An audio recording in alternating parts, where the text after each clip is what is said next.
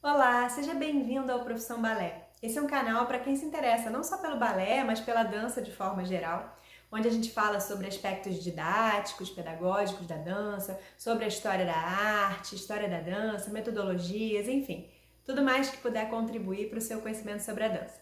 Meu nome é Luísa, eu sou bailarina, professora de balé, coreógrafa e graduada em História.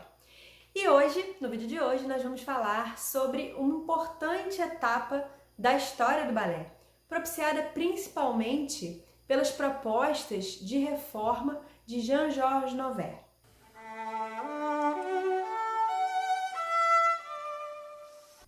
O século XVIII é marcado pela difusão das ideias iluministas na Europa, decorrentes de transformações do mundo que tiveram raízes na Revolução Científica, na década de 1620, e as ideias iluministas elas se difundiram energicamente durante o século XVIII, especialmente entre 1715, ano da morte de Luís XIV, e 1789, início da Revolução Francesa.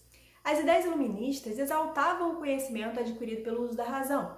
A difusão das ideias iluministas está também atrelada à consolidação do individualismo, intimamente ligado aos ideais libertários.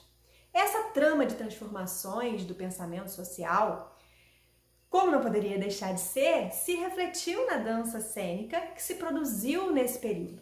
Esses reflexos eles podem ser identificados no interior do balé clássico ainda, especialmente na reforma proposta por Noverre. Jean-Georges Noverre, bailarino, coreógrafo e teórico da dança, nascido na França em 1727, estava em sintonia com a vanguarda artística e filosófica do século XVIII. Em meio às mudanças do século XVIII, a dança ela buscava uma maneira de ser por si só suficiente para a narrativa dramatúrgica dos balés de corte. Com uma estrutura grandiosa, o balé de corte ele utilizava música, poesia, dramatização, e dança também para contar uma história.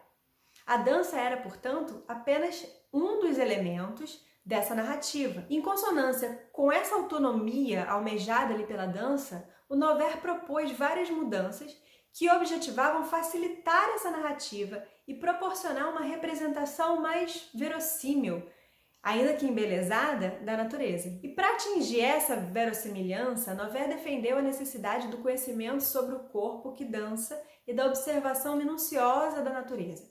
Noverre afirmava que esse conhecimento deveria ser levado aos palcos através da pantomima, do respeito às proporções naturais, na montagem do cenário, no cuidado com a escolha dos figurinos e até na escolha dos bailarinos, que deveriam, segundo Noverre, ter o físico adequado às personagens que cada um representava.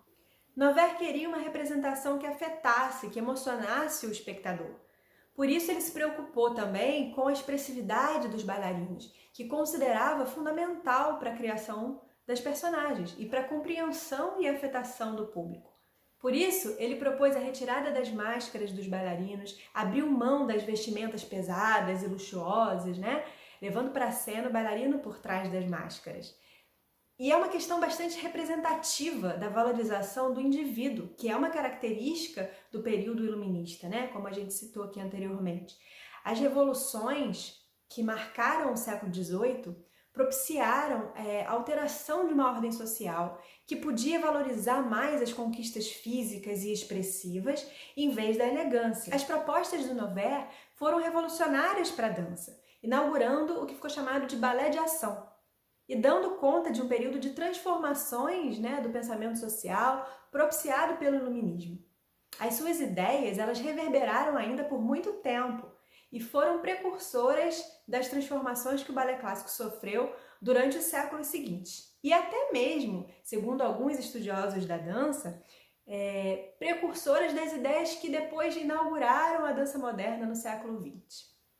Bem, se esse assunto te interessa, você pode querer conhecer o programa do curso Métodos de Balé numa Perspectiva Histórica, um método que eu elaborei que apresenta todos os 7 métodos de balé consolidados, abordando de forma mais aprofundada os principais, os 4 métodos mais difundidos mundialmente, a escola francesa, a escola italiana, a escola russa, o método Vaganova e o método inglês. Uma abordagem histórica, que nos permite conhecer a história do balé através da investigação de processos históricos aos quais estão ligados cada um desses métodos. Então eu vou deixar o link aqui na descrição se você se interessar. No mais, obrigada por ter ficado até aqui e a gente se encontra nos próximos vídeos.